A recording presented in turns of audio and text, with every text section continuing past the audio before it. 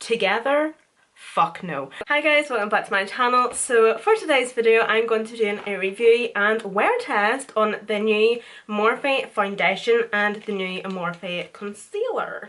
Non-biased, obviously. I am honestly so excited to try this foundation. I'll be honest, I have watched quite a few reviews so far and let's just say they're mixed. They're definitely mixed. I've seen more people hating it than liking it, so that makes me even more excited. They do have 60 shades, although I have heard a few uproars of people talking about how the undertones are a wee bit off.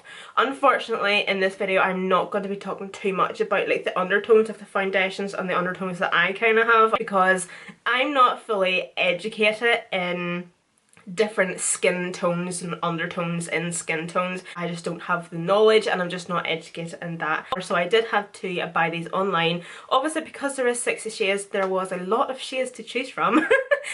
It was a struggle, it was a real struggle. I then had to go onto their Instagram and find like arm swatches and just pick out from there what looked to be the closest match to me. So instead of taking a risk, I'm just buying one foundation, I bought two. So the first one I got was F1.100. So this is a neutral shade. It is light with slightly pink undertones. The next foundation shade that I got was F1.110.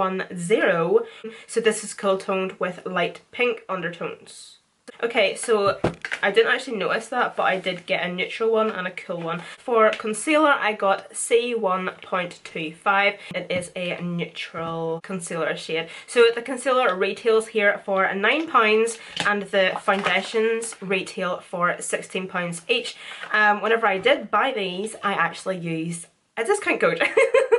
We all love a bit of money off, don't we? So I did use a particular YouTuber's discount code. Just a wee bit of information on the concealer. It is available in 31 shades. Show blemishes, imperfections, under eye circles, who is the boss, creamy, full coverage. It is a multi-task concealer, which just means that you can conceal and probably contour with this and like spot conceal. It is 16-hour long wear, sweat proof, transfer resistant, waterproof, water resistant. Just some information on the foundation. It is a soft matte coverage, 24-hour long wear, sweat proof, transfer resistant, water resistant, free from oils, fragrance and parabens, and great for all skin types. So in my foundation reviews I do like to prime half of my face.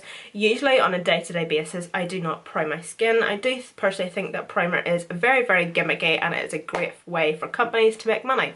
There, I just said that. As you can see, I didn't pick up the Morphe primer or the powder simply because I don't need them. But for today's video I am going to prime one side of my face. I personally just think that if you have a really good moisturiser, that's a good enough primer for me. So the primer that I know that works for all of my foundations and works really well with my skin is the e.l.f. Prep and Hydrate Balm. Obviously, as I said before, I do have dry to normal skin. Like, my skin is more on the normal side, but it's still dry. This is the packaging of the foundation. It's just in a squeezy tube. Great for traveling and stuff. They do look pretty similar, although this one is a wee bit lighter. I'm actually just going to swatch them just on my cheek just to see what matches.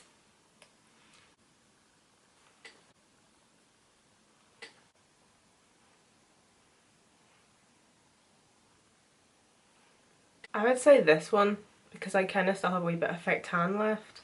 I'm just going to apply some of my e.l.f. Hydrate Balm just on this side of my face just to see if there's any difference in the performance of the foundation with or without primer, the way it reacts and performs throughout the day, and to see if there's any difference in how it blends and sits on the skin. The shade I'm going to go for is the F1.110. It's literally as if you're talking about a bloody weapon.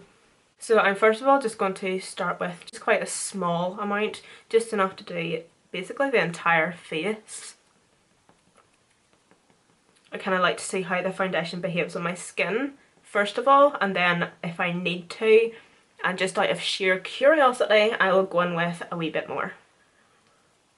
First of all, great foundation shade. It's definitely looking a wee bit more yellow. There is definitely no difference in the primed side and the unprimed side. This has actually really surprised me because so far I actually really like it. I do have a few breakouts, so it should be interesting to see how the foundation behaves around that breakout. I have a few breakouts up here, although they're just fresh, they're just babbies. Throughout the day, I have mentioned this before, I do tend to get a wee bit oily just in here, but if I do set it with powder it doesn't end up a problem. Anywhere else on my skin I don't actually tend to get any dry patches or dry areas. That's why I don't mind having a matte foundation even though I do have a dry skin. So that is the primed side. Honestly, there's no difference at all.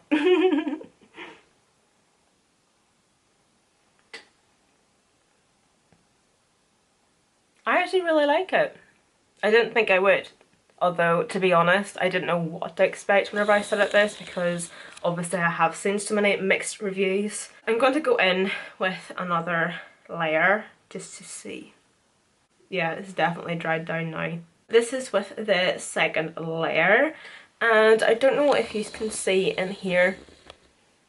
So in around here, as I was saying, throughout the day it does get slightly oily, but in here is where I would actually suffer from quite large pores. Sometimes I do struggle to get like the blender right in there to actually punch the foundation in.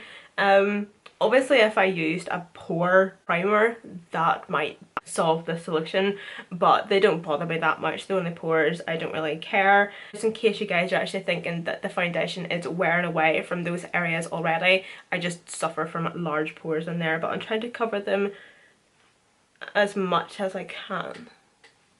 So this is with the second layer. Still actually really liking it. Still no difference at all in the prime side and the unprimed side. No difference at all.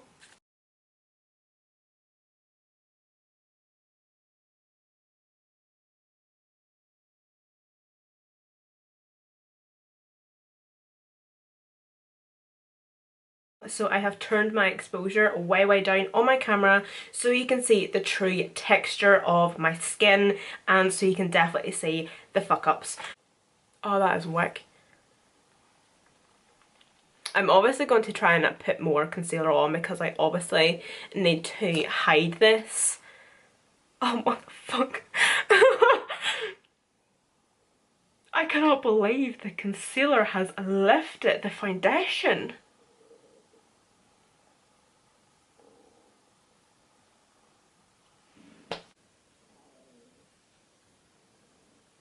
What the hell? What do I do now? It literally sounded as if someone was coming up my stairs there. I was about to jump out my window. You know what? I'm going to try to apply a wee bit more foundation, and what I mean by that is a little poop size. God's sake, I was going to film another video after this as well. I don't think I'm going to bother. Well, if I can get this to work, I might, but... Round 2 for the concealer. I'm actually going to blend out as I apply it. I don't know why I put on so much there. I'm like, ah! Instead of doing dots this time, I'm going to do that.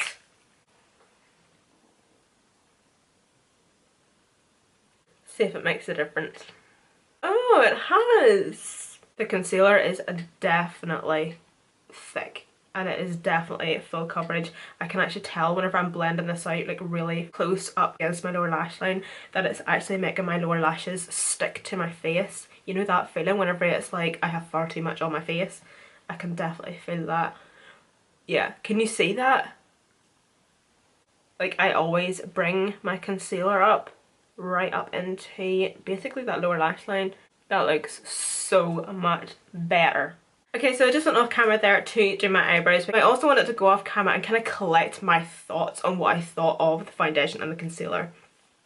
So, taking into consideration everything that's kind of happened so far, obviously throughout the day I am going to do check-ins, but so far as it stands, I like the foundation and I like the concealer.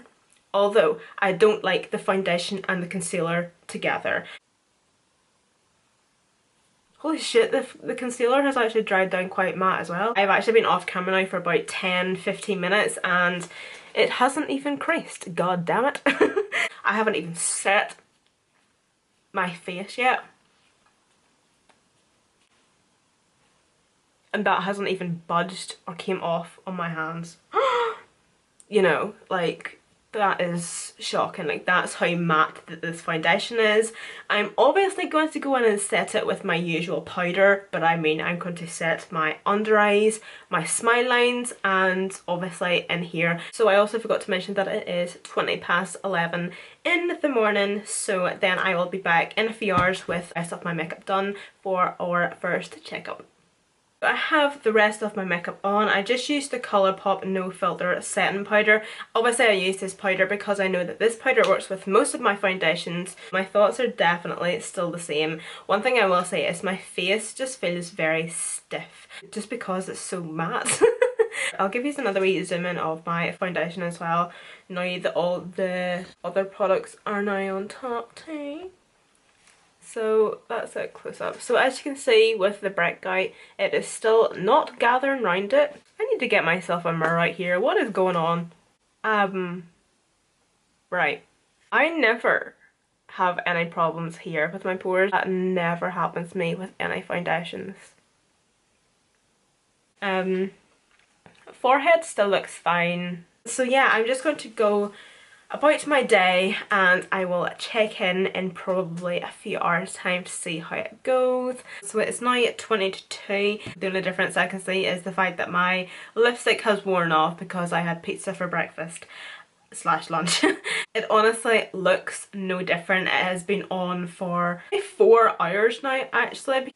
The foundation hasn't sunk into my smile lines, although I do find that it does look a wee bit dry around this area. I'm not too sure if you'd be able to see that, but it does look as if it is very dry. It just kind of looks as if it just needs a bit of setting spray. Okay, so I thought I would do another check-in just before I do my final check-in later. So it's just when after 3 o'clock in the afternoon, and I just thought I would do this check-in just in my bathroom with natural lighting, like daylight lighting. I also turned the exposure on my camera way down so you could really see like what my skin actually looks like, and if I'm being honest, it hasn't really helped because the foundation actually doesn't look any different, which is really awkward.